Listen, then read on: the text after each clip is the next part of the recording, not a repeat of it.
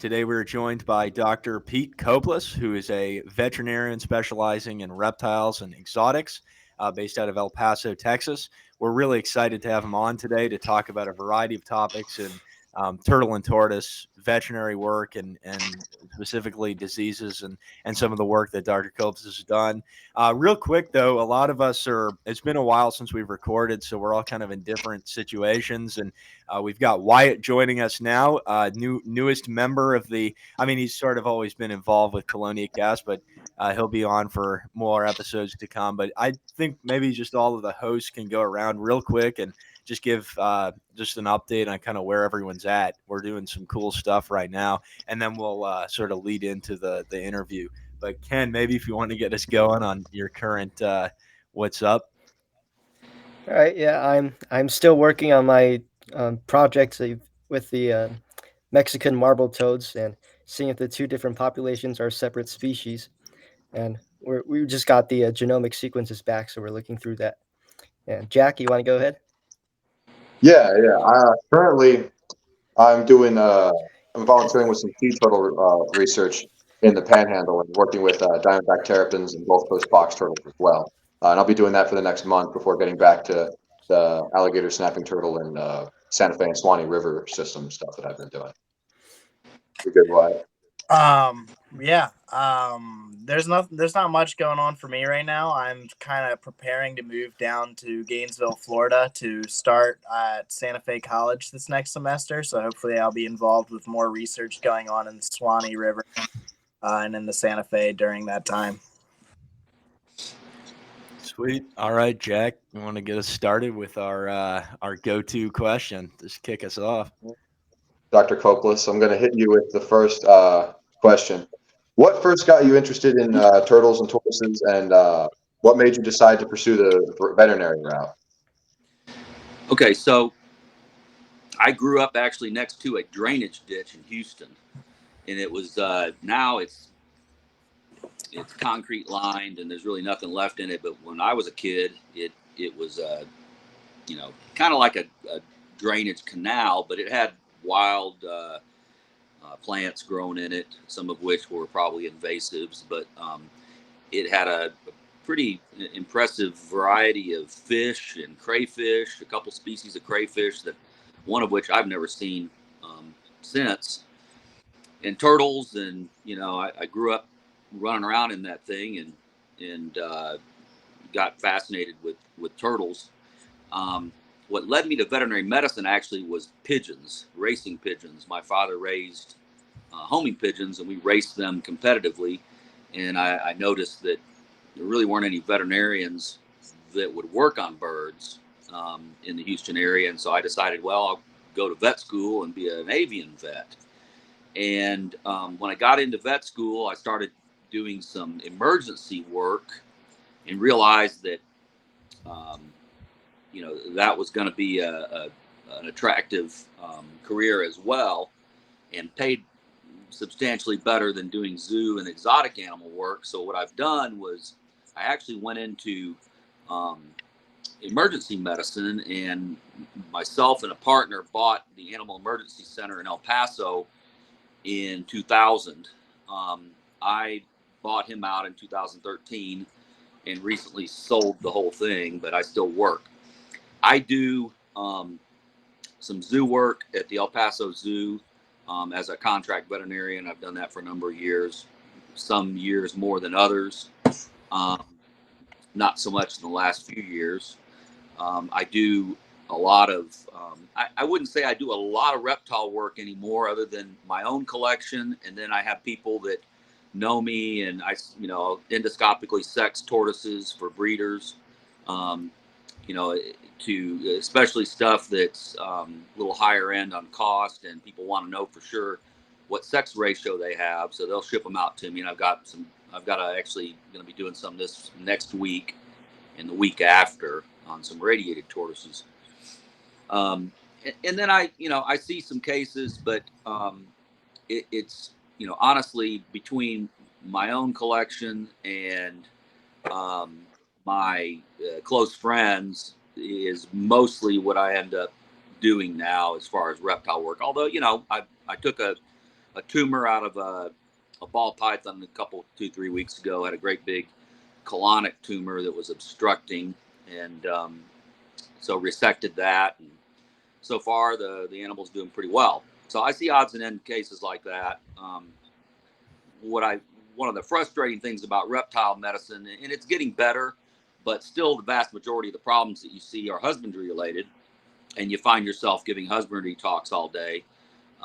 It's become less, but even with the current technology and the right lighting and knowledge that's out there, there's still a lot of mistakes are made. And you know, as you guys know, as biologists, it's real hard to replicate nature. And the deeper you dig into any animal's ecology, you realize it's very intricate. And you know, the more you learn, the more you realize what you don't know. Right. I think that's a great point. And one of the things, like, I think we want to sort of backtrack into the vet school part of things. A lot of our listeners are younger and sort of collegiate level of interest Right. in reptiles and that sort of thing. And for a lot of young people, the reptile exotic veterinarian is a really appealing career. But it's sort of from folks I've talked to, it seems like it's a pretty challenging pathway. It's the school part of it is pretty rigorous. And I'm curious, like, at what point did you know you were committed 100% to becoming an exotic vet? The racing pigeons, that's kind of an interesting sort of segue into it. Well, But also, like, what were some of the obstacles in vet school, and how did you overcome those things? Well, I mean, getting into vet school, when I was applying, it was probably a little easier than it is now. My grades were, you know, I think I had a 3.35. I happened to have quite a bit of experience working for veterinarians back when it mattered to the interviewers. I think it matters still, but nowadays, if you don't have a 3.8 or above, I don't think you even get considered. The profession has become much more of a female. It is what it is. It's not a negative or a positive, but it's females are probably 70+% of the graduates now, maybe more. And I think some of that's because of the perceived pay. Men in general are, very general, but to make a generalization, men tend to be a little more geared toward how much money they're going to make. And veterinary medicine, when you look at the amount of training that you do and the amount of school and your cost, which nowadays is going to run you anywhere from $250,000 to $400,000 for the education, it's become a tough sell for some folks. Now, with the way things have gone the last few years in COVID, there was an explosion in veterinary medicine, and there's a need for veterinarians, and they pay, entry level pays quite well. 4 or 5 years ago, I was fairly negative about, to people when they asked me, because the cost versus what you were going to make, just from a pragmatic standpoint, I had a hard time telling folks, yeah, go for it. But, the flip side is, if it's your passion, money's not everything. And that's true. But if you go into debt to the tune of $400,000 and you can't service that debt, it's a problem. One thing I have seen about the loans that go into these veterinary students is some of these loans are set up so that you pay based on what you make. So they take a percentage of your salary, that's your payment. And as your salary goes up, you pay more. And I know a veterinarian that works for us right now that's the way it's set up. So it's not, it's not as bad as what it sounds to owe $400,000, because that's a nice house, right? Yeah, right. But and after 20 years, if you haven't paid it off, then they forgive what's left. So that's not a bad deal if you can get that loan program. And I can't tell you what it is, but it's out there. I don't know that's a bit of a digression, but you know, veterinary medicine has certainly grown a lot lately, and the pay has gone way up. So it is becoming more attractive from an economic standpoint. Exotics are challenging because, and it depends on where you're at. In order to like do a totally, you know, avian reptile or exotic practice, you have to be in a major metropolitan area like, you know, Houston or Phoenix, somewhere large. Otherwise, most people, like including myself, we combine exotic animal medicine with small animal medicine, because small animal medicine is, you know, there's a lot more volume.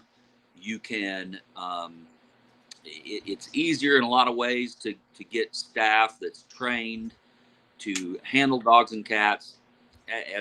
When you're handling exotics, whether it's you know, especially birds, but any exotic, I find that I have to do a lot of it myself, physically. You know, if it's a blood draw or whatever it is, I have to do it because the staff isn't technically able to. So it takes a lot of your time, and unfortunately, people have the mentality of a disposable pet. You know, they will go buy an iguana for whatever, you know, 20, 30 bucks or whatever it is.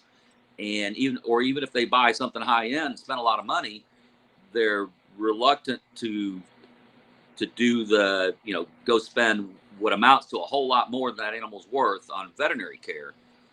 And I don't know if that's because the bond between a reptile and a human is different than a bond between a dog or a cat and a human or a horse. You know, it's more of an emotional, you know, it goes both ways. Now, absolutely, you know, I've had tortoises for, you know, some of them for over 20 years, and you get attached, and they have personalities and they respond to you, but not like a dog does. You know, a dog gets in your lap and wants, you know, the mammal. I think we've selected those animals to, and they've selected us, you know, both ways to behaviorally mesh. Whereas you're still dealing with a wild animal when it comes to reptiles. It's a wild animal that's been tamed, but it's wild. So there's a different bond. Anyway, the dynamic is much different. It's much harder to make money doing exclusive exotic animal practice. There are some people doing it, and you know, doing well at it. But it's a very small market. You know, you limit where you can live, and that matters to some folks. Whereas the dog or cat practice, you can go nearly anywhere. And even, you know, then there's subspecialties where, you know, if you become a radiologist, you can live anywhere in the world and read x-rays over the internet. So anyway, Right. I hope that answers your question. I mean, I think it's a really authentic advice, and it's good to hear, because it's a lot of times you have people that just say, I love the career and you should follow it. But it sounds like you're sort of, there's some fair warning there. It's tough, and the payment for the amount of work you're going to do potentially could be disappointing for some people. So you need to know what your expectations are. Right. And right. And the other thing is you got to be selective. I tell folks that go, that live in Texas, to go to Texas A&M, not because it's one of the better veterinary schools, it is, but because for the tuition, those kids get out of school for $80,000 to $100,000. Whereas if they go down to Ross in the Caribbean, which is another very good school, they get great training, they have $400,000 of debt. Or if they go to Tufts or Cornell or Stanford or UC Davis, it's off the charts expensive. So you got to plan it out. And, you know, I would highly recommend, if you're, you know, early on in college, you really want to go to veterinary school, go to Texas or research it, see what, you know, Florida or wherever, become a resident, because they don't in Texas, for example, they give priority to Texas residents. And so if they don't have, if they have 120 or whatever their class is, if they have 120 qualified candidates out of Texas, those automatically get put ahead of someone that's out of state. And historically, there's never been a time when they didn't have a full amount of qualified candidates, meaning they met the academic requirements.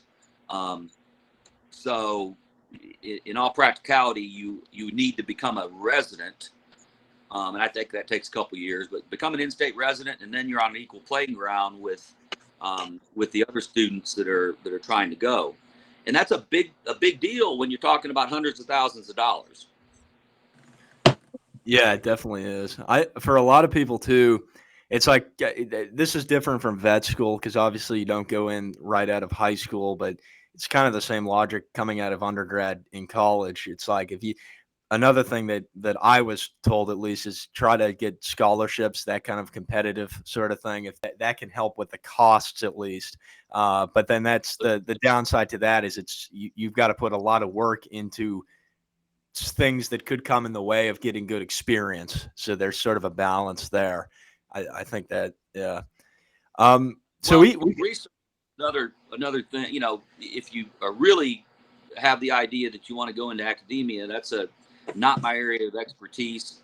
I know that it's challenging. I know people in it, and you absolutely can carve out a niche. I mean, there's a couple veterinarians that have carved out a niche. Stephen Divers is a exotic vet at University of Georgia, and he's written the book on reptile medicine, and kind of followed in the footsteps of Doug Mader to an extent in that respect. And so these are, there are individuals that do it, but it's not widespread, and you really have to carve out your own niche. Yeah, well, I guess we can sort of go into talking about some of the stuff we were kind of the diseases and such. One thing that's real interesting, and I'm not. I think most of us, I speak for most of us, we're not super well versed in the realm of captivity and captive keeping. Just all of us being in college currently, it's kind of tough to keep things just because we don't really have a long-term home base and we're moving around so much. But something that the way the disease spreads in captive populations is still real interesting. And one thing that's currently I think would be considered sort of an emerging infectious disease is the Testudine Intranuclear Coccidiosis. And that's something that you have experience working with. And it seems like it's sort of there's a big open question about this, and we know very little about it. But maybe you could just start out by giving us a rundown of kind of the life cycle of this microbe and what is it actually doing that's causing the issues. Well, okay, so actually there's been like you said, there's very little known about the life cycle. What I can tell you is that it does reproduce through oocysts. It's a apicomplexa. It's a coccidian. So the organism, how it enters, nobody has that nailed down either. Although from my personal anecdote, I believe that it's almost 99% likely to be fecal oral transmitted, and probably water absolutely can spread it based on watching how it's spread from pen to pen to pen in captive collections. And the only real way was water that flowed from one pen into another just because of poor design. And so I believe that's probably how it spreads. I have personally sent samples and had oocysts sporulated, and I believe somebody has finally built Koch's postulates on it, but don't quote me on that one. But the oocysts that I had sporulated kind of quit developing. The parasitologist had them, said, yeah, they're sporulating, they're developing, and then they just stop. And Why? I can speculate, and my suspicion would be that it needs to be in a tortoise once it hits a certain stage in order to go any further. So what we see with it, as far as clinical, is animals that will. The first sign is just real subtle. You'll see, 4 or 5. You could put a group of tortoises together that are in a collection. And if one of them's got it, the first thing you'll notice is that everybody's eating real good. And then this guy over here, he's not, he's going over. And then finally he'll start picking at his food. And you're okay. You think, okay, he's all right. And then as it progresses, they eat less and less and they finally stop eating. They will also, sometimes get a little bit of conjunctivitis, not that consistent. I think the original description was conjunctivitis was noted, but what we tend to see in the species I've seen it in tends to be anorexia, lethargy, and then sometimes vomiting, which is really uncommon in reptile and in tortoises. That very, very rarely will a tortoise actually vomit, and it's usually a real bad sign when they do. Obstructions can do that, but this disease does it, and they'll just puke up. And once you start, you see the pattern, and once you know it's in a collection, you can right away go, okay, that tortoise has it, and be right, the vast majority of the time. When you don't know, that's where it's a challenge, because it looks like any sick reptile. They do the same thing. They other than the vomiting. If you x-ray them, they'll have an ileus. And why that is, this organism infects almost every organ in the body. It'll be in the conjunctiva, in the oral cavity, in the tongue. It'll be the organism is disseminated throughout the body. It'll be in the intestine. It'll be in the pancreas. Just about literally everywhere. And so a lot of animals die from it. Now, there are asymptomatic carriers, and one of the tests that we use is a quantitative PCR, and in the lab that runs this test, it has changed their protocol a little bit. But when we first started running the test, you could get a copy count of how much organism or how much DNA was there, and get a rough idea of how bad the situation was. And it was fairly correlative. You would see the really, really sick ones would have, if you got your sample correctly, and that's a key. You can't just swab feces. The organism wants to live on, it lives in cells. So you got to get cells. And the way we do that is we'll take a swab, and you can actually, it's better if you swab the mouth and the cloaca, but typically the way I screen these animals is I'll swab the cloaca and paying close attention to rubbing the mucosa and getting those mucosal cells on the swab. And then we send that off for the PCR test, and that's how you screen for it, and that's how you also test animals for that you're highly suspicious of in a collection. We will see animals that have super high copy counts, and it correlates with severe illness. And then you see animals that have very, very low copy counts that are asymptomatic, and probably obviously a carrier state. What I've noticed is that over time, after you've knocked out the ones that have never been exposed and you've cured them or they're gone, and it does seem to be curable, or they will go to not being detectable anymore. A cure, I don't know that you can really say it's a cure if you don't do histopathology and PCR on every organ in an animal to prove it, right? But clinically, we see them resolve, and they are not shedding the organism in their mucosal cells. So it is treatable with this drug Panazuril. Other folks, toltrazuril would probably work at the proper dosage. And I think one of your questions was related to the Marquis product, which absolutely right. would work. The only reason I haven't used Marquis is expense. We can get a powdered or compounded product that's significantly cheaper. And when you're treating a large number of animals, it matters. For one Right. individual animal, no big deal. But yeah, the Marquis is absolutely a product that could be used. And with the marquee, that was sort of stood out in the recent the kind of roundtable article about TINC. That seemed kind of interesting. There was some. I'm not sure I completely understand what the problem was behind it, but the dosage was a little bit off, and they couldn't quite get it to the point where is that something that's a common issue with other sort of Well, medications, or with that Marquis comes in a dose syringe that's made for horses.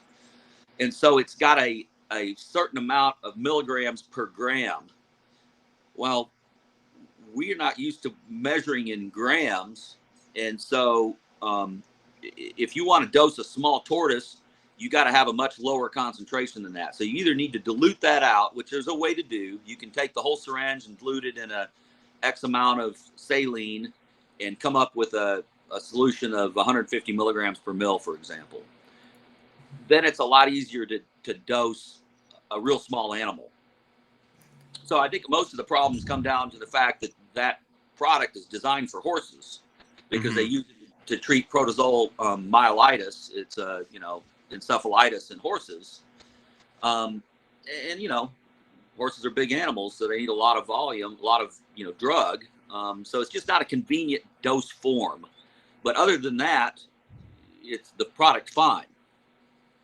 Okay. Yeah. So there's a lot to cover in this area, and like you said, it's sort of the TINC is just reading through what's available on it. It becomes apparent that there's so much to learn about the organism. Yeah, very little known, and what I can tell you, I probably treated more than anybody, is the initial recommendation from, if you read a veterinary drug formulary right now, the recommendation for Panazuril to treat coccidians ranges between 15 to 20 milligrams per kilogram.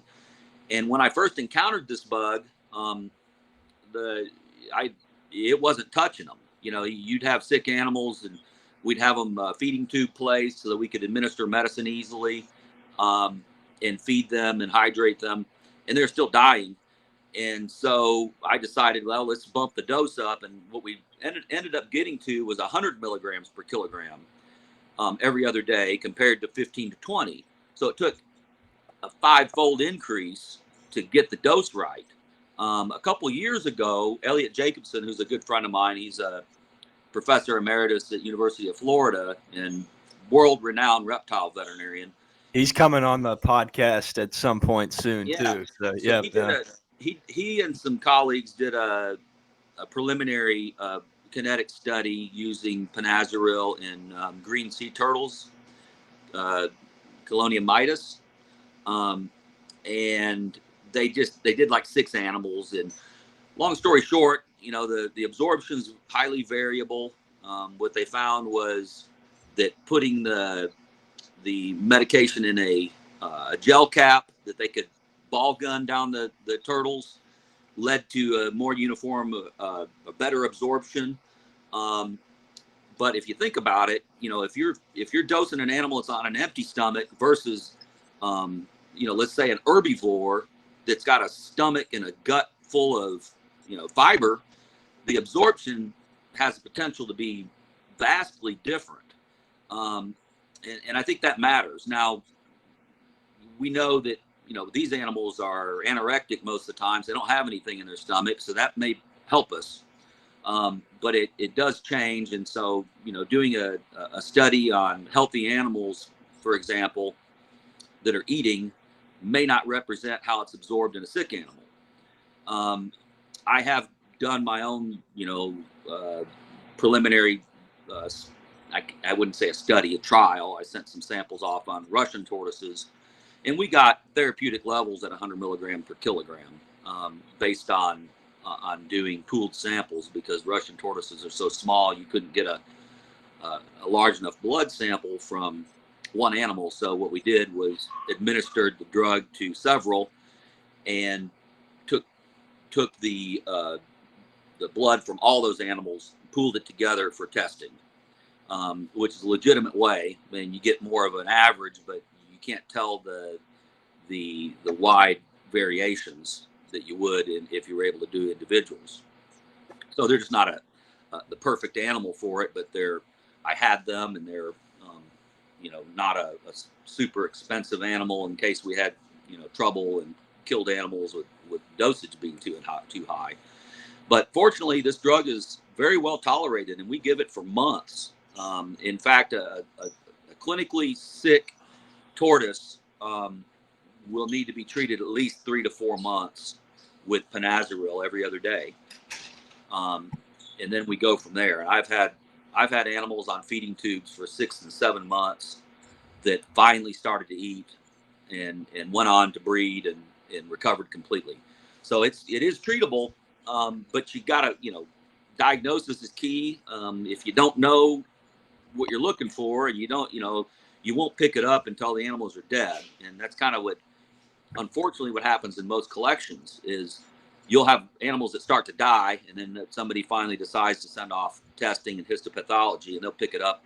A good zoo animal pathologist will pick it up on the histopath, and then you start screening for it with PCR. Right. So that's sort of the antimicrobials you're using. And what is sort of the treatment regime in total? I mean, like, how frequently are you testing, and when do you deem that an animal is free, or at least that it's to the point where it's latent enough that it's not causing issues? I think it's totally arbitrary, but we usually will start off treating 3 to 4 months, and then retest and see where we're at, see what the animal's doing clinically. I always give them secondary antibiotics because it's affecting so many different organ systems that secondary bacterial infections are likely. Clinically, when I've done, unfortunately, hundreds of necropsies, and in one of my venomous breeder clients and friends jokes, he's like, well, it's going to come back sepsis. We treat them for at least 3 to 4 months, reassess, treat with antibiotics, and then I usually start them off, depending on how sick they are. We'll start off with a very small volume of liquefied commercial tortoise chow, for example, and low volume, just start feeding, because one of the things I found in practice, having force fed dozens of species, is that feeding too much too fast is probably the quickest way to kill an animal other than heat. Too much heat too fast, I'll see lizards, for example, would have been lingering in a cold cage for days or weeks, and you heat them up and then they die. You bumped up their oxygen requirement, you bumped up their metabolism, and you push them over the edge. So you got to go slowly. Everything that we do is slow in reptiles. It's you make a change and you go with it for 2 or 3 weeks, and then you bump it up a little bit. You increase the amount of food you're giving. Water, we give water, and I fill them up with water like they would tank up in the wild if they'll hold it down. So basically, in the beginning, I'll give them a volume, whatever that might be, that gets to the point where it's almost refluxing out of the tube, and so I filled them up, let them absorb that, and it goes into their bladder. And you probably know very well that that's where colonians store their water, is in their bladder. So Right. I don't necessarily give them water every day. Once I feel like I've got them rehydrated, I back off.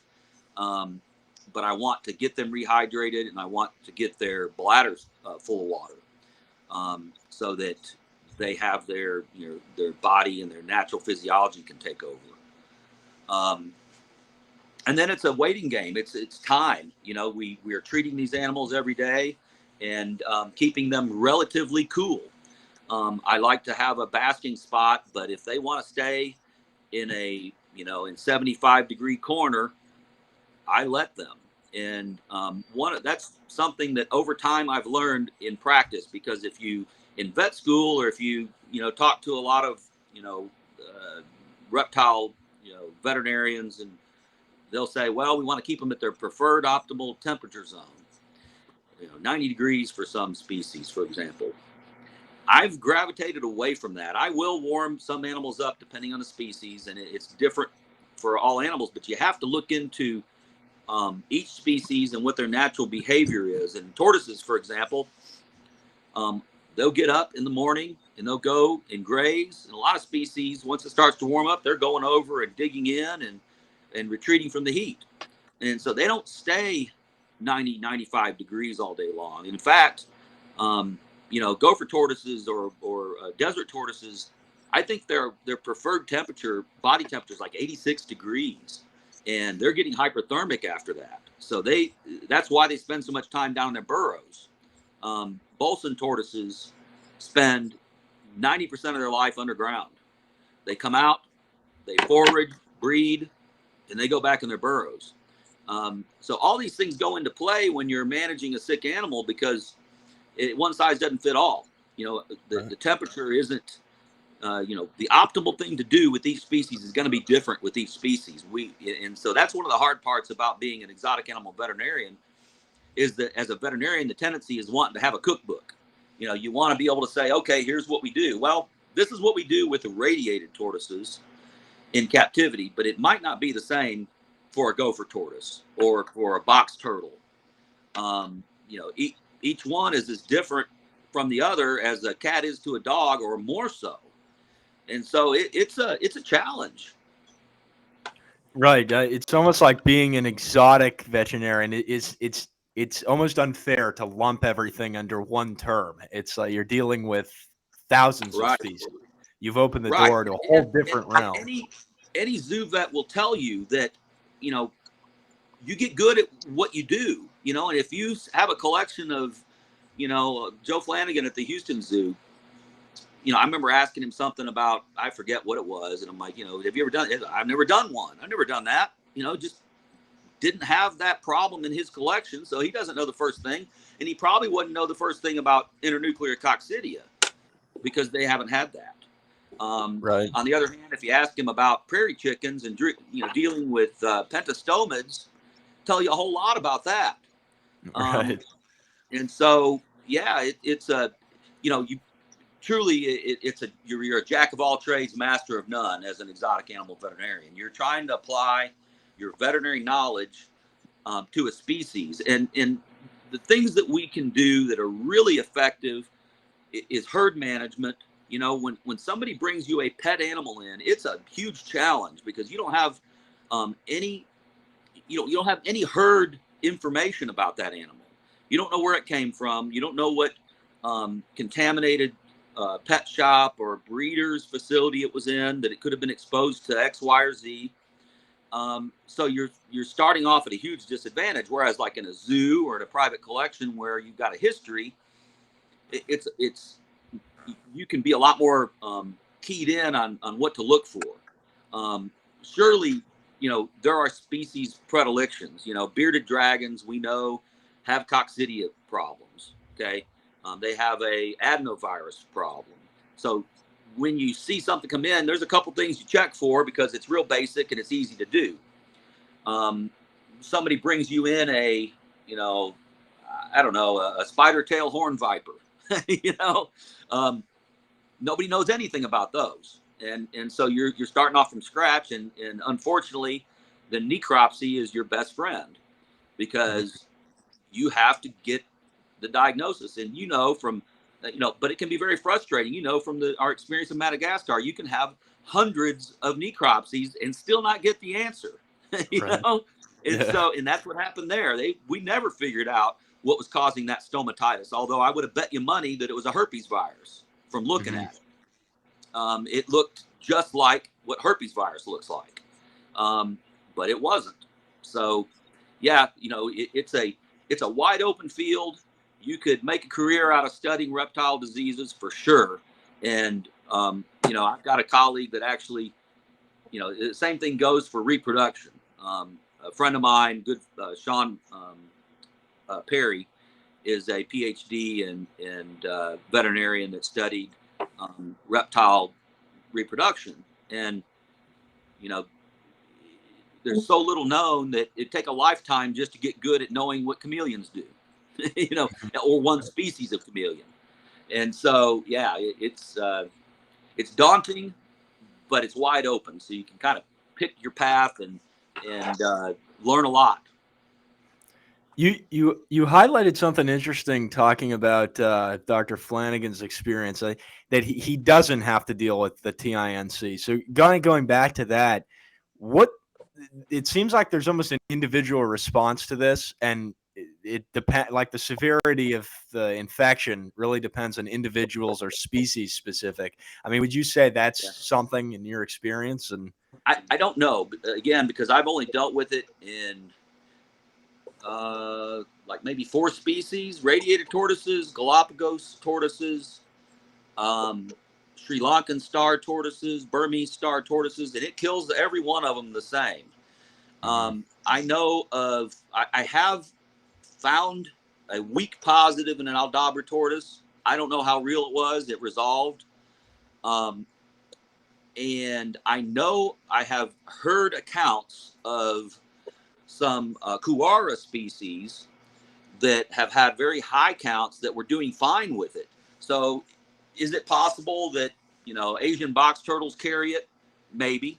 I mean, I would be super interested in surveying wild species, you know, going over and looking at various Asian species of box turtle or whatever. You know, pick an area. There were some animals that came in recently, some hingeback tortoises that came in as, I think they came in as Conyxes zambensis, when they're actually Conyxes belliana, which is another interesting story, because Conyxes belliana are not supposed to be imported because of a tick, but misidentified.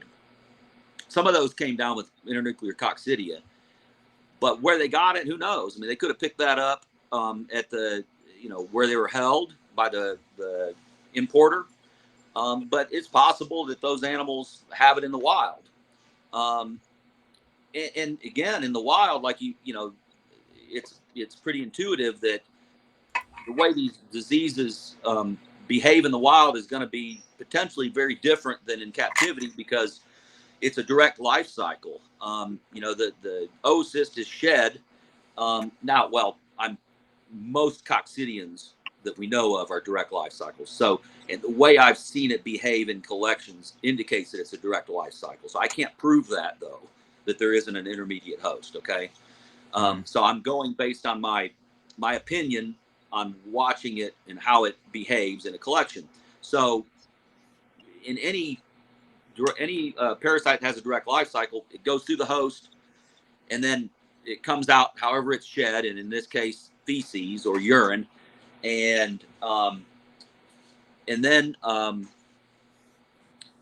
it's infective. You know, those oocysts develop and they're infective. And so if you're in a close quarters where there's a lot higher population density than there would be in the wild, and the animals can't roam a large, you know, home range, now they're defecating and leaving their fecal matter in their environment and reinfecting themselves, and they build up these high levels of it.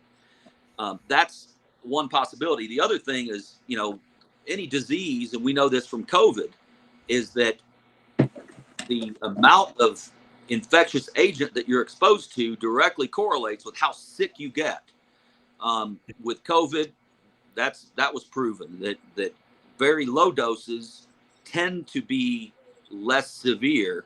And it's the same with a lot of viruses we know of, is that there's a certain amount of virus it takes to infect you. One viral particle, good chance it's going to get wiped out by our immune system before it can take hold. But if you get hit with millions, you're much more likely to be infected. Well, the same thing goes with these parasites. If you get a high parasite load fast, you get a lot sicker faster. So, yeah, I think in the wild, it may very well be that this doesn't cause death. It's just it's a parasite, but it's not killing its host, which makes sense. I mean, evolutionarily, a disease that kills its host is a failure because it doesn't have a host left, right? With most diseases, most diseases evolve so that they don't have a 100% mortality rate, because if they do, then how are they going to transmit? There has to be a reservoir host, and has to be a surviving host, or it's done. So, yeah, it's the way it behaves. It certainly behaves like you think it would in an aberrant host. A lot more virulent, but it also may have to do with just how much they're exposed to. Again, these are all just my opinions. Yeah, and continuing on this topic, have you heard of or considered the idea that the term intranuclear is actually a misnomer? I haven't, but I'm not a microbiologist or a pathologist. Okay. I would defer to Mike Garner, who is a top-notch zoo animal pathologist. And but yeah, it's been a while since I've looked at photomicrographs of the meronts or whatever they are, in the cells. So yeah, maybe it's not in the nucleus. Wouldn't be shocked at that. But it's certainly an intracellular organism, from what I understand. Yes, the previous guest we had suggested that his name is Gabriel Matea, suggested that the parasite development occurs in the plasma of the cell. Yeah, wouldn't shock me. I think that's more of an academic, although it may, it may dictate therapies and whatnot. But I tell you, this particular class of drug, Benaziril, Toltraziril, I think there's another one called Diclaziril, would all be in the class of drugs that would work. So at least we've got that. But it's a tough disease, and unfortunately, most people that get it learn the hard way. They lose a lot of animals before they ever figure it out. Right. Do you think it's possible? I mean, it seems like we know so little about it. Do you think it's possible that a lot of the tortoises that are imported, like you said, they have it coming from the wild and they come to captive collections, but that this isn't one thing? It's potentially a group of microbes, and the Amiria, and that it's infecting different it's almost host specific, and that it's just been replicating. I think that they got the DNA worked out pretty well. That that this particular bug it's very specific, and it behaves very specifically. There's no doubt that there are other things. There's viruses that come in periodically that'll kill animals off. In fact, I found there was a paper published a couple years ago. I was mentioned at the end as an author only because I found one of the cases, but it was a leopard tortoise that was sent to me that was sick, and it ended up having a new herpes virus that happens to be found in wild box turtles in Missouri. So they found this new herpes virus, novel herpes virus, but I had a captive leopard tortoise that was in a collection. I think it was exposed to a box turtle in that collection as well. So basically a new herpes virus, and this animal came in with severe stomatitis, and I thought it was going to be herpes virus. And then after watching a while, I was like, man, it acts like it's got coccidia. And sure enough, it had both, and it had the highest copy count I've ever seen. So those two things together were, absolute kryptonite, and it killed the tortoise, despite being treated, aggressively. So yeah, you can have concomitant infections. You can have multiple, what we know about parasites in general is they're pretty amazing what they do to the immune system. Like in humans, or actually in dogs, it's been demonstrated experimentally that hookworms, for example, they do a lot of very interesting things to the cell-mediated immunity and cytokines, all kinds of stuff that they do to evade the host's immune system. Okay. They did a study on parvo puppies years ago, and parvo is a viral disease of dogs, if you're not familiar with it, and it kills a lot of puppies. Well, dogs that have hookworms and parvovirus are at much higher mortality risk. And it makes sense because now you've got a parasite that has modified this animal's immune system, and the animal's immune system's already severely compromised by the virus. But you put both of them together, and it's bad news. So, it's having multiple variables involved where you could have who knows how many other parasites in these animals that are wild collected, for example, and viruses. And there's no doubt that having other diseases at play are going to affect your outcome. In regards to testing, it seems like false negatives, especially like later down the road in terms of treatment, are kind of an issue. Do you think that what kind of advancements in that realm? I think it's sampling. That if you haven't done enough of them, you have to rub the mucosa. And what I would tell folks is, if you can, get an oral swab and get a cloacal swab too.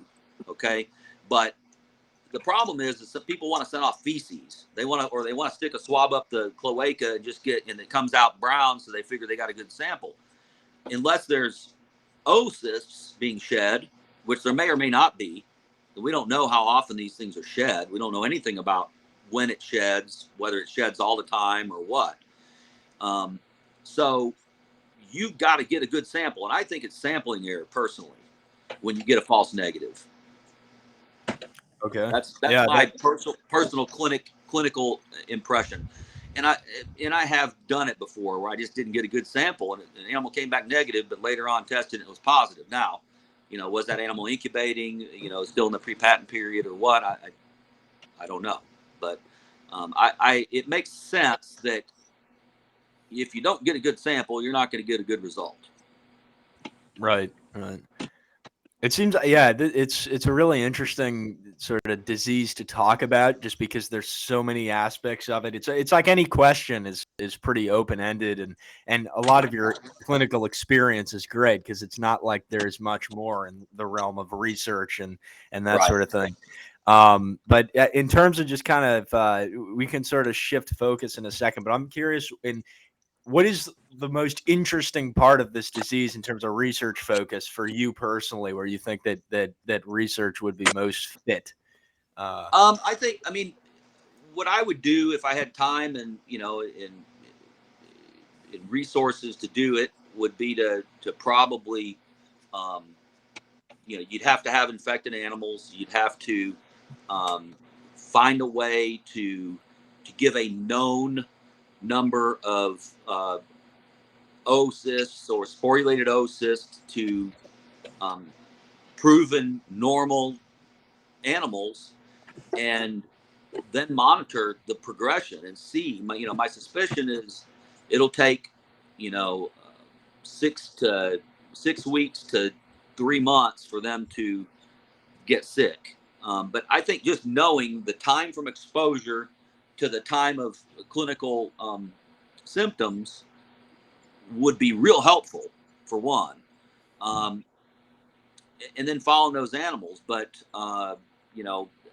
that's me as a clinician rather than I'm not a researcher, or, I don't do molecular genetics or any of that.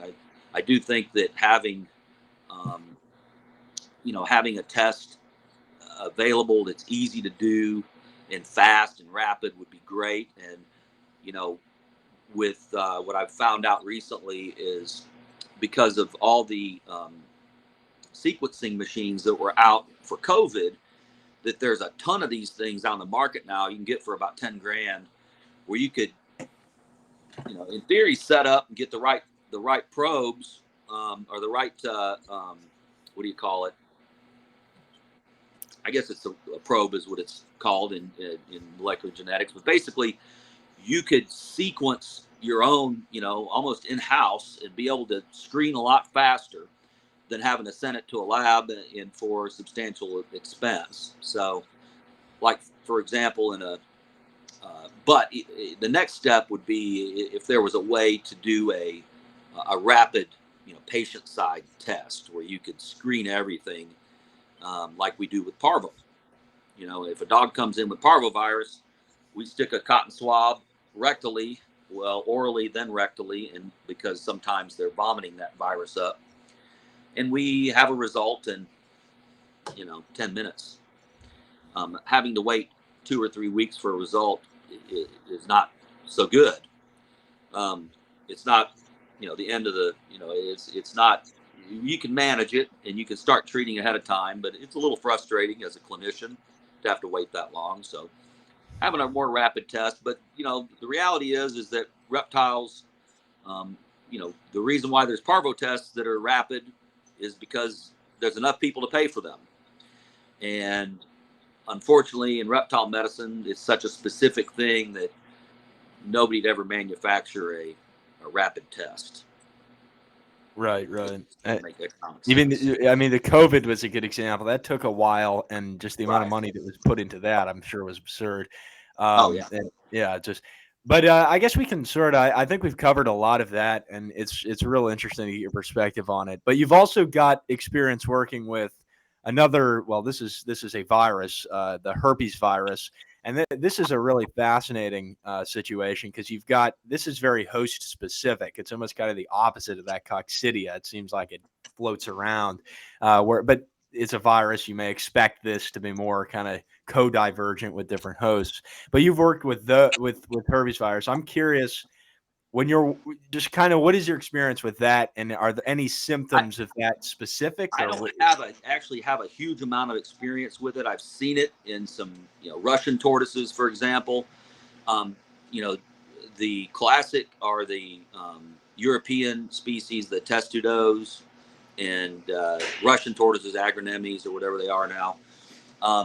Those tortoises are the classic genus group to have herpes. Okay, so they're all got to be considered at risk when if you approach it from a clinical standpoint. This is a group of animals that I'd be worried about herpes virus in. I think having herpes in general, when it crosses hosts, acts nastier in the aberrant host than it does in its natural host, which makes some sense, right? Herpes, there are herpes viruses. Herpes B virus is a great example in monkeys, in rhesus and cynomolgus monkeys, basically macaques. This particular herpes virus is, they carry it, but if you get exposed to it, it'll kill you almost as surely as rabies will kill you. It is nasty, and I think, in a general sense, that seems to be the case with herpes viruses. If it goes from say a testudo to another species that's not adapted to it can be really nasty. But I've seen it wipe out whole groups of Russian tortoises, in the classic way.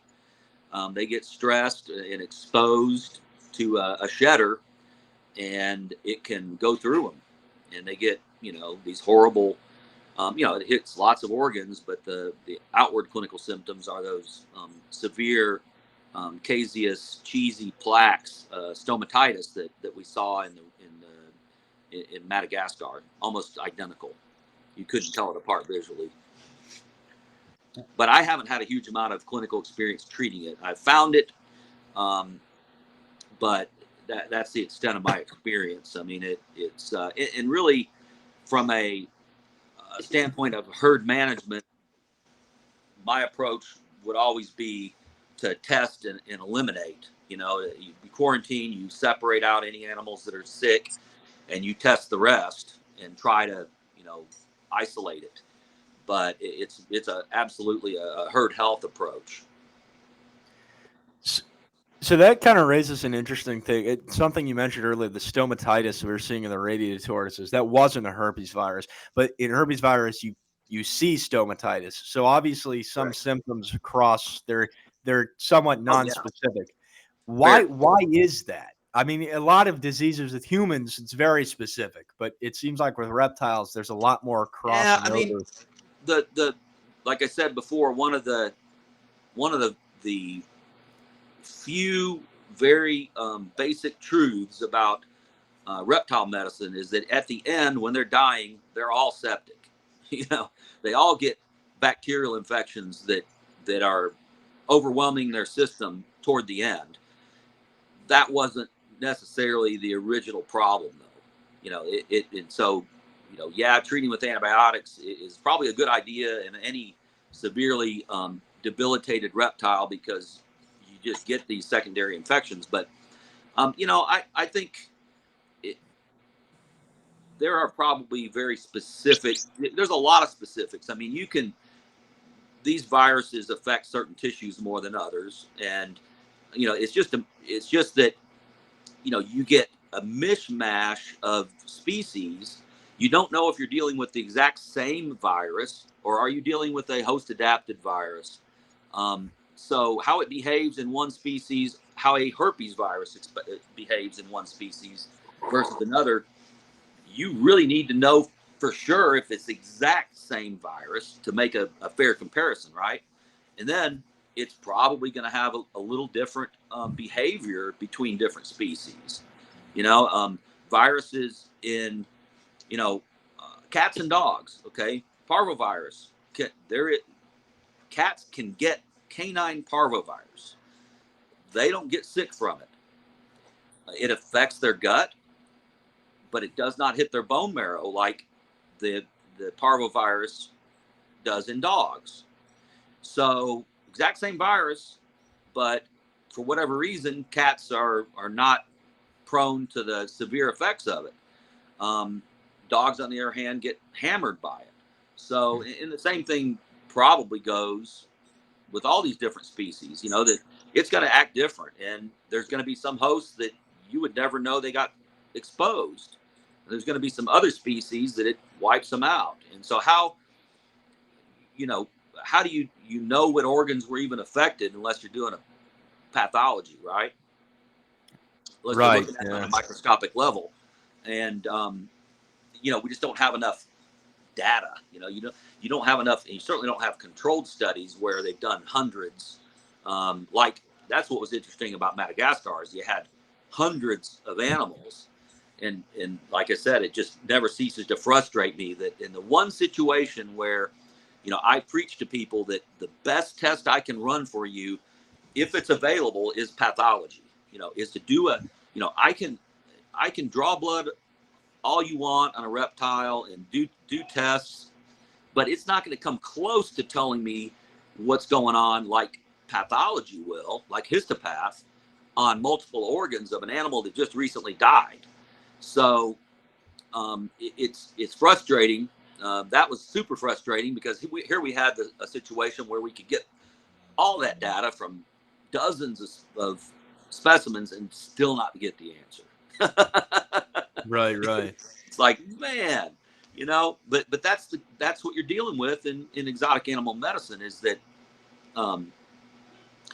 unless you have, you know, even if you have a perfect situation where you can get histopath, you don't always get the answer. But, you know, fortunately, sometimes you do, and it's the best we got. So, yeah, that's how I typically approach it. But yeah, you know, I don't know that we can say, you know, how these viruses are affecting different species unless you have a really controlled situation and you can follow them at every stage of it and do necropsies. It's just it's daunting. Right.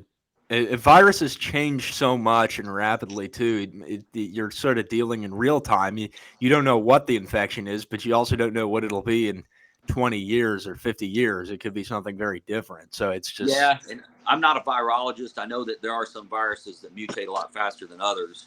I don't, you know, I think that's certainly a question for somebody else that has more background than me. I think, you know, distemper, and, you know, in dogs, for example, the viruses that we vaccinate for don't change, or they don't change antigenically enough that the vaccines have to change, for example. So, the vaccine that we've been given for, the same vaccines we gave 20 years ago still protect against parvovirus, although there's a new one out that it still seems to be protective, but the animals that have never been vaccinated by, or exposed to street virus, older dogs can still get it. But again, without digressing, those viruses, paramyxoviruses, so distemper virus, they don't seem to change like that. I guess coronaviruses do, and obviously influenzas do. But I guess being the other question though is, I'm talking about immunity versus, how do they change, in what they do to the host is a different question too, right? So you could have a virus that becomes much more virulent or less virulent, even though the vaccines still protect against it. Right. So would you say it's good for there are a lot of keepers and people that have turtles, tortoises in captivity that obviously a lot of animals will perish with time. It should be something that they're sending those animals into laboratories to get those things necropsied, and you can run that. I mean that. Oh yeah, no. Look, if something dies on you, the problem is that, and this has happened to me. I mean, if you're not watching them, one, I keep all my animals outside in large pens, and so if something was to die, unfortunately, I might not find it until it's been dead for a week. Just because they're in deep brush, and it's what you give up when you house animals in a more natural setting rather than an aquarium. You don't see them constantly, so you've traded that ability to watch them closely for giving them more space, which is healthy for the animal, being outside, which is healthier in many cases if they're adapted to your environment. But so if you can't get a fresh sample, is my point, and you'd be surprised how many times that is. I mean, unless you have just a purely pet animal where it's in an aquarium and you're watching it minute by minute, you're not going to catch it, and the samples degrade really fast. So it can be difficult, more difficult than you think. But yes, to answer your question, a post-mortem is, I don't know, 10 times better than any blood test we can run. It's gonna give you a starting point toward dealing with your other animals. Now, shit does happen, as they say, and yeah, sometimes animals get obstructed and they die from that, in which case a post-mortem will tell you, and you'll know that, well, I don't really have to worry about my other animals, other than don't have the same material around for them to eat. I've seen my Aldabra tortoise pass a stuffed toy before. How the hell that got outside, ate it, and went all the way through. So yeah, that's a herd health problem if you keep leaving shit laying around. But yeah, it's no doubt. You in a zoo, that's one of the first things you learn is you do necropsies on everything, and you're doing a lot of necropsies because you lose stuff. I mean, wild animals, they're wild, and they they're not. You lose them eventually. They don't always live a long time, although some stuff lives longer in captivity than it does in the wild. You mentioned something earlier that was interesting with vaccines, and you don't typically get vaccine resistance, but with antibiotic resistance, is that something that you deal with frequently, or is that sort of the same thing? Not so much in reptiles. We do in small animals. We see a lot of methicillin-resistant staph, MRSA, and methicillin-resistant staph pseudointermedius. So yeah, we see some resistant bugs, but in a hospital setting like this, it makes some sense because we have sick animals hospitalized and they're being medicated with, IV medicines. They're here and they develop resistant bugs. But reptiles, on the other hand, how many are really being medicated, and for how long? I don't think the exposure has been anywhere near what the exposure of these bugs are, because you have to kind of lump small animal bugs like methicillin resistant staph with human, because we share those bugs with our pets. I mean, I probably have colonization on my hands of both of those because I've cultured it enough out of my patients that I'm probably colonized. I don't know that I've ever given it to a reptile, but it's just that I don't think that antibiotic use has been so ubiquitous in reptiles to a point where we're going to see that kind of resistance. Does that make sense? Yeah, it does.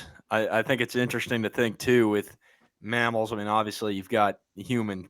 There's a lot of crosstalk there, and you can get a lot of Right. interplay there. With reptiles, like that, going back to what you were saying about the term exotic veterinarian is almost kind of unfair, and it's just in some cases it's one off, and it's just right. Yeah, I'm a radiated tortoise veterinarian. Yeah, right. And a Galapagos tortoise veterinarian. Right. And some lanthanotus, throw lanthanotus in, and right. Yeah, I keep some lanthanotus as well. Had my first hatchling last year, but that's a challenging species. So anyway, moving along. Yeah. Well, I've got one more sort of herpes virus question that was kind of just bugging me a bit. In terms of the testing, what sort of testing is used for that, and how does that compare to the sort of efficacy of the testing for coccidia? Got a lot less experience. My understanding, from talking to Mike Garner, is for histopathology or for PCR, you get a sample of the tongue. Like on necropsy, I cut the tongue out to send that off, and that's probably one of the better samples you can get for what it's worth. If I was doing a PCR on a live animal, I would oral swab and send that off for PCR. Okay, yeah, that's good to know. Especially important for those with turtles and tortoises in captivity. I mean, that seems like if you've got to send something off, that's a good place to sort of target. Need to find a reptile veterinarian that'll work with you. And most of my samples I send to University of Florida. That's where most of the virology work has been done. Thanks to Elliot Jacobson and now people that have come in his path that are still doing work. So yeah, that's where I send my samples to, and I think it's probably one of the better places to screen, to use, and they're reliable, know what they're doing. Right. Okay. So another thing, I think we can sort of transition and kind of wind things down to the end, but there are a few more, just more like personal questions in terms of your experience with just your career. I did not know that woman. Yeah, not that personal, but Okay. yeah. The first thing I'm curious, this is more of a care sort of thing. I've had box turtles and turtles in captivity where you go to see a vet and they prescribe something and you do that and it doesn't seem to resolve. I've had experience with this with eye infections in particular. And then you put them outside in a pen and within a few weeks it's fully resolved. So I'm curious, are there any situations where you actually recommend not doing anything in terms of invasive procedures? All the time. As a veterinarian, that's, especially when you're not like a veterinarian that's obsessed with reptiles, okay? We want to give a drug. That's what we're trained to do. Either do surgery or give a drug, right? And so the tendency, you know, as they say, if you got a hammer, everything looks like a nail. You know, it's husbandry. The vast majority of these problems come down to natural history, come down to giving them what they need. You know, if you, I'll go off on a little bit of a soapbox about natural history, but you look at some of the extremes. Spadefoot toads.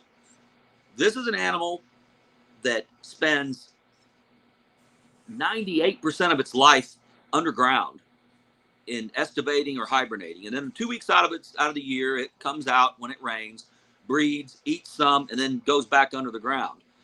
You take that animal and you stick it in a terrarium and you try to feed it for 8 months out of the year, shit isn't going to go right. Okay, the same thing goes for box turtles. It goes for every species we talk about and we try to keep. Box turtles don't eat year round. They don't. They come out in the spring, and when there's a lot of food and they eat.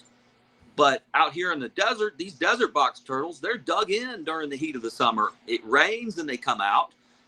But what are you doing to that animal's physiology when you take it from that environment and put it in a cage and feed it every day? You're changing everything.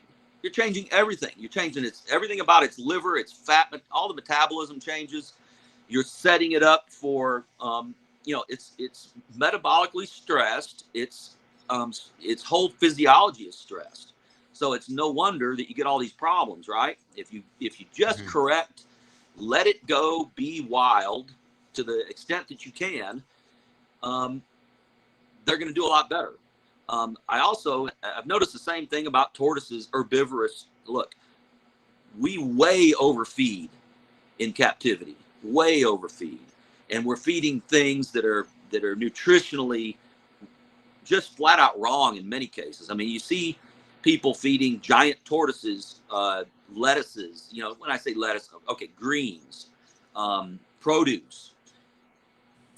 Those things eat high fiber, low protein, low energy diets in the wild, and they grow very slowly. And if you feed them improperly for years, it's no wonder that at 25 years old they start to have trouble. It's like with people. If you can eat French fries and hamburgers for 25 or 30 years, 40 years, 50 years, but what happens when you're 60? You die of a heart attack. Think about how long these colonies live. They can live as long as or much longer than we do. So it might be another 30, 40 years before we realize the damage that we've done with these improper husbandry techniques. Right. And so you're advocating for more of a naturalistic type and give them space. It's hard.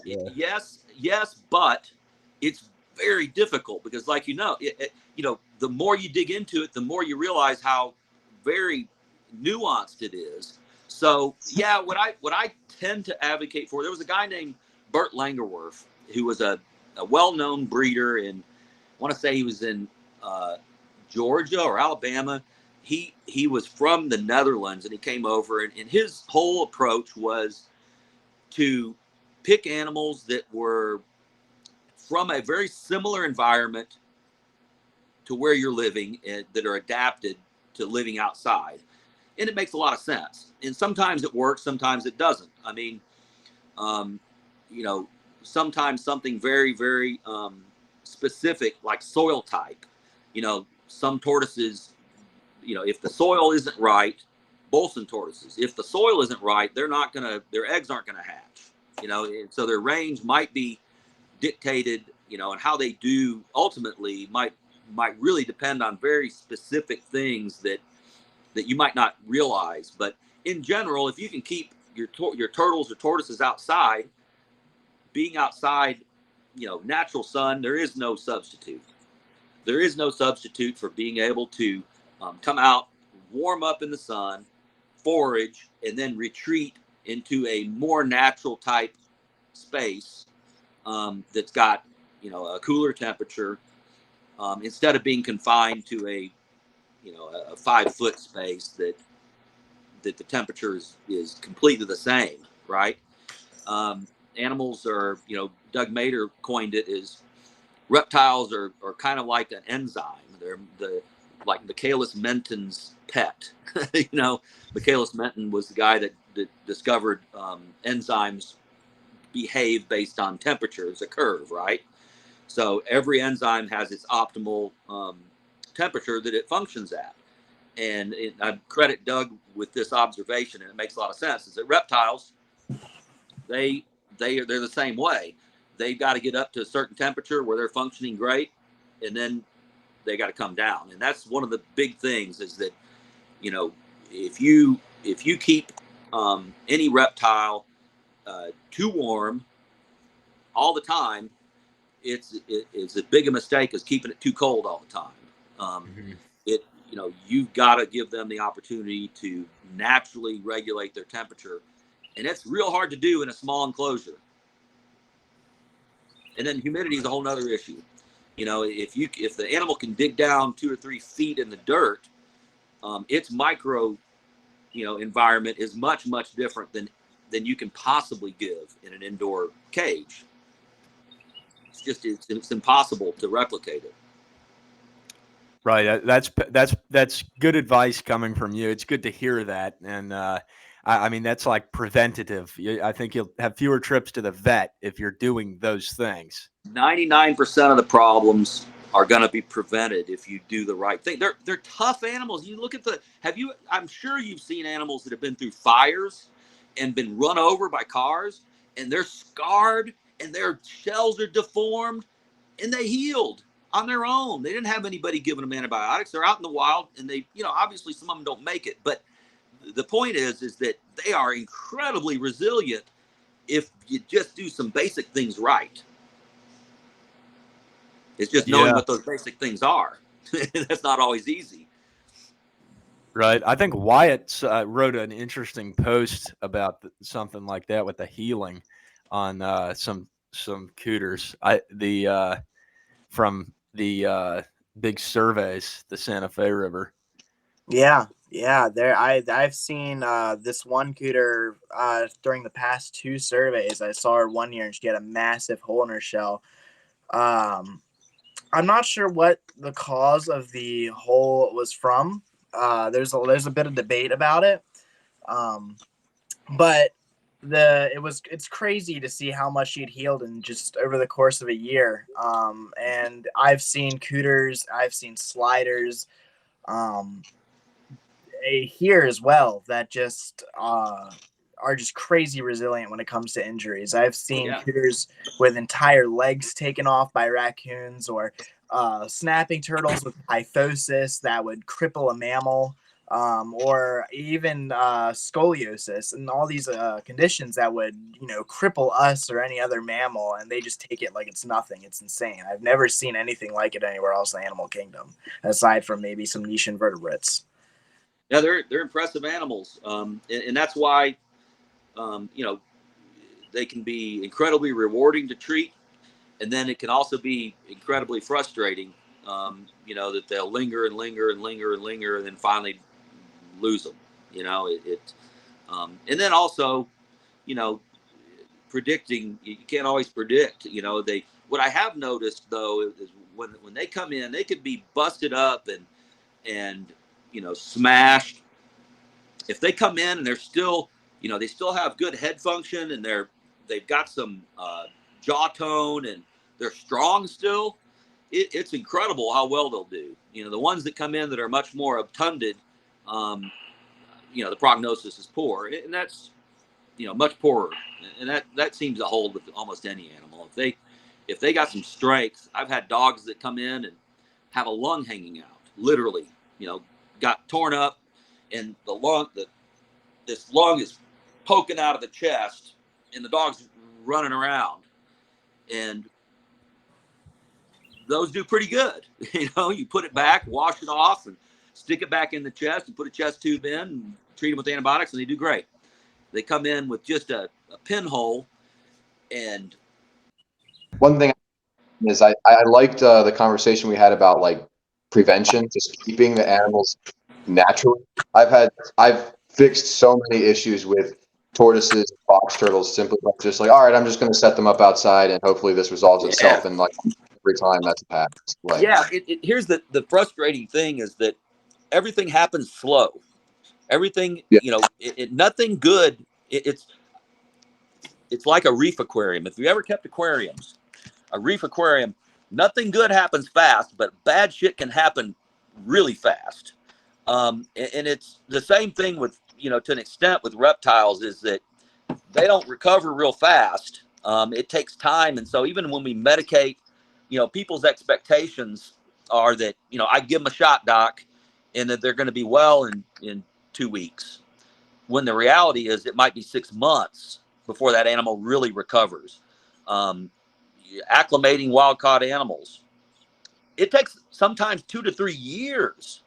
Sometimes they never really acclimate. I've got my buddy who keeps the spider tail vipers.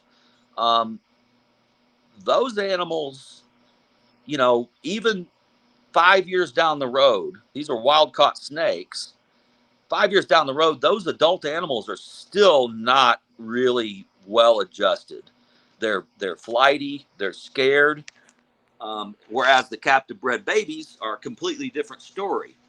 That's just behavior, not illness. But recovery from illness is the same way. I mean, if you're treating them for whatever, the damage doesn't heal fast. They will heal if you give them the right environment and do some basic things right. But like what you observed about the conjunctivitis, there's some potentially vitamin A issues, but a lot of it's going to be infections. I mean, I see groups of box turtles where, somebody will have 20 of them in their backyard in, unnaturally high densities, and they come in and they'll all have, oral abscesses. There'll be 4 or 5 with oral abscesses or abscesses under their third eyelids, or just right under the eyelid, where they'll get these swollen eyes.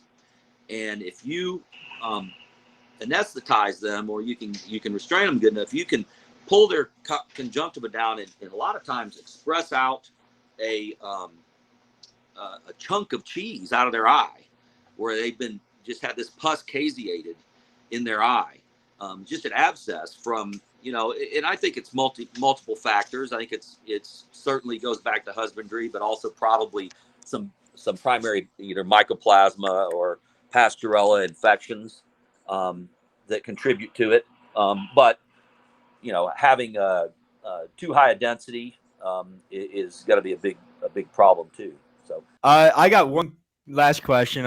Just to Okay. wrap it up.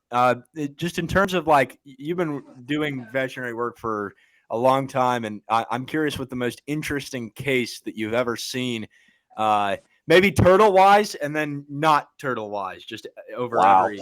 Yeah. I wish I have kept records, of like a journal, and I haven't, and I just don't. I meant to try to come up with one, and I can't say that I can pull one off the top of my head. I mean, I've taken out bladder stones out of tortoises, and those are kind of cool. I actually, I'll give you one that, and this is a very specific thing, and it's not bizarre, but I've dealt with one breeder that has redfoot tortoises. She's got, I don't know, 15 or 20 of them, and she's got 2 or 3 females and redfoot tortoises have very large eggs. Okay, they don't lay a lot of eggs, but they lay large eggs, and so I've kind of developed my own little technique of extracting these eggs from these egg-bound females. What'll happen most of the time is she'll notice that they're straining, they quit eating, and they'll kind of lift the back end of their plastron up, of their shell up, and kind of be pushing. So she knows that they're trying to lay eggs, and then bring them in, I'll X-ray them, and there'll be an egg stuck in their pelvic inlet. Okay. Well, it's challenging. What do you do?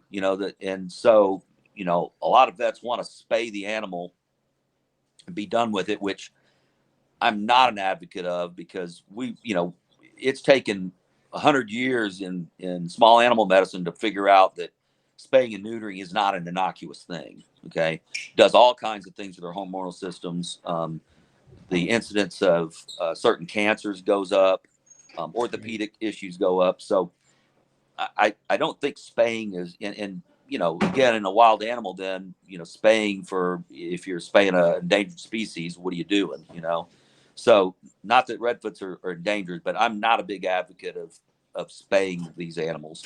So what I developed over time after fooling around with them was what I do with them is I'll take an otoscope cone. So what I'd look down the ears of a dog or a cat with, and I'll look up in there and locate the egg under anesthesia most of the time. So I'll sedate them the same way I would for most any other short procedure with a ketamine, an alpha-2 active drug called dexmedetomidine, and maybe some midazolam. Get her anesthetized and relaxed. And I'll look up in the cloaca and I'll take a orthopedic pin, which is like a pin they would put in a bone. Okay. So it's got a sharp point, and I just poke a hole, stab it through the shell just by tapping, just rapidly, just quickly tap, tap, tap until I punch a hole in, and then I'll insert my finger in or a hemostat and break that egg down. And I've done, I don't know how many dozens of times, got it down to almost a routine. And I'm kind of proud of that because that's not something you can read in a book anywhere. Nobody's ever published that. It's just a clinical technique that I've developed. It's sort of improvised, and then they just sort of like excrete the egg, the broken egg. Yeah, usually I can pull out the fragments of shells then, but even if I can't, they'll push it out then shortly thereafter because it's it's small, and a lot of times they'll lay the rest of them after the first one comes out. But other times I'll pop all of them that way, 4 or 5 eggs, and just keep pulling them out. All right. Well, that's sometimes over several day period.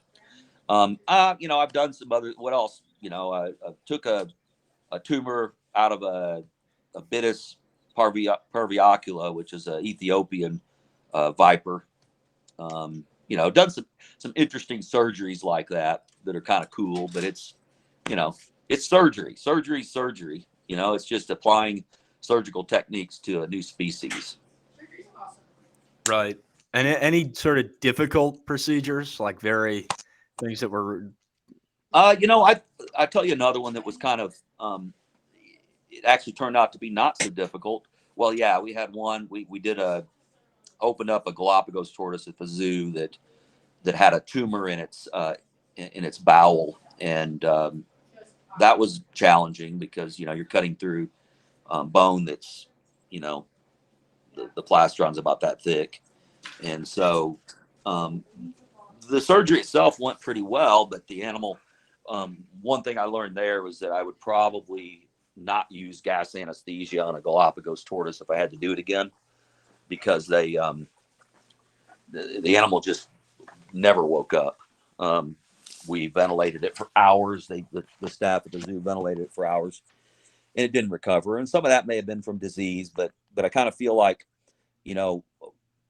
sometimes it might be better to use an injectable, believe it or not, an injectable anesthesia, which is what I do. And for sexing these tortoises, I don't, I'll anesthetize. Sorry, I'm laying in my lounge now.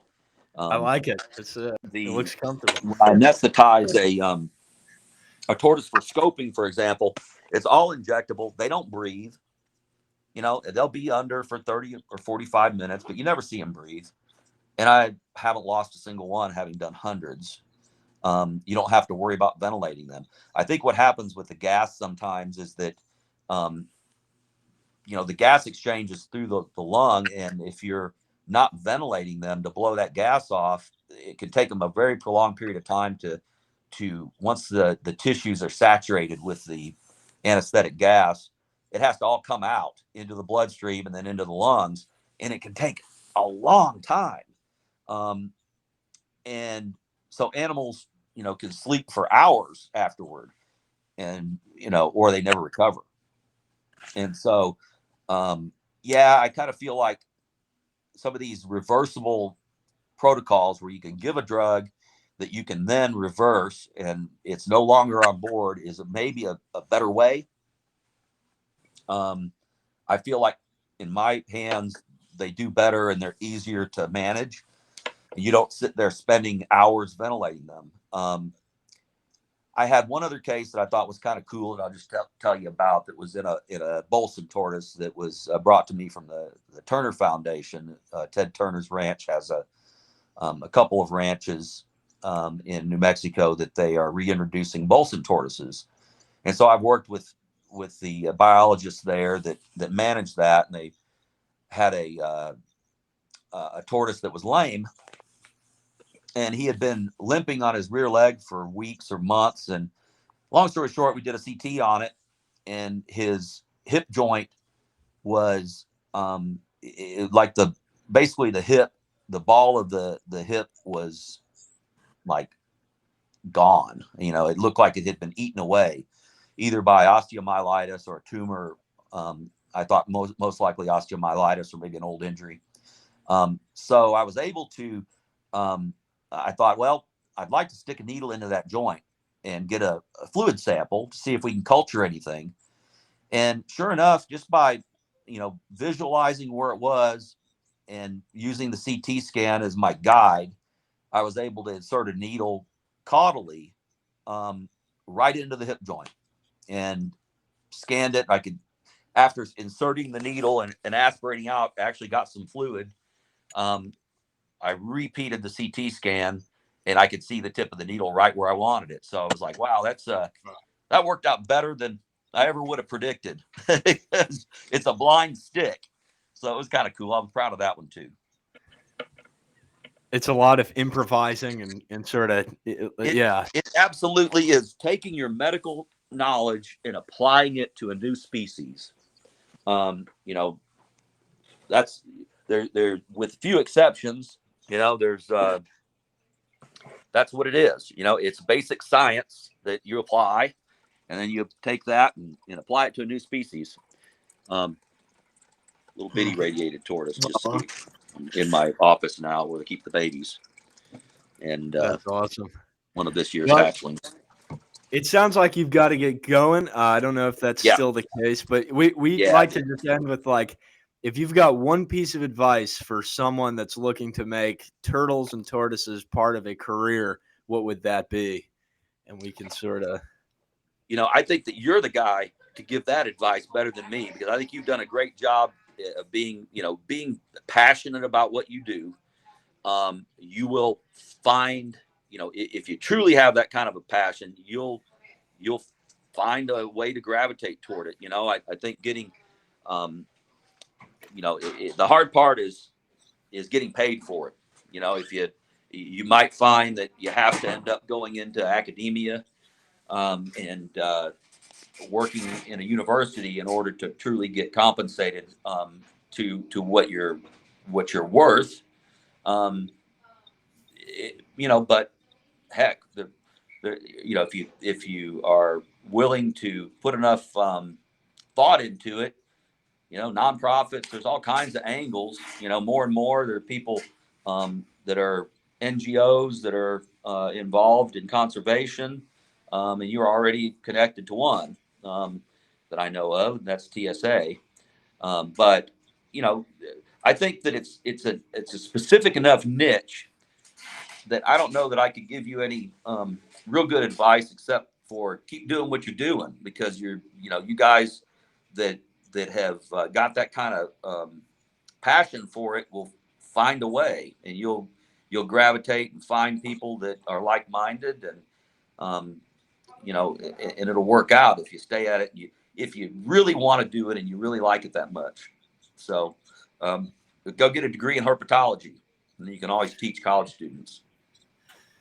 Yeah. All right. I think, that's, definitely all these guys, like, there's some extent you just got to live it. And if you like follow your heart, but you also got to, and be smart about it. Like you said, don't get married. Yeah. That's some advice. Yeah. We can have that kind of advice. We'll have that discussion over a beer. All right. That sounds good. Well, hopefully all right, guys. we'll see each other soon at some point. And It's been great. So that's episode 35. Make sure to check us out at the tourroom.org/coloniacast. You can check out the student research fund there. And we're signing off for now. So see ya. All right. Take care.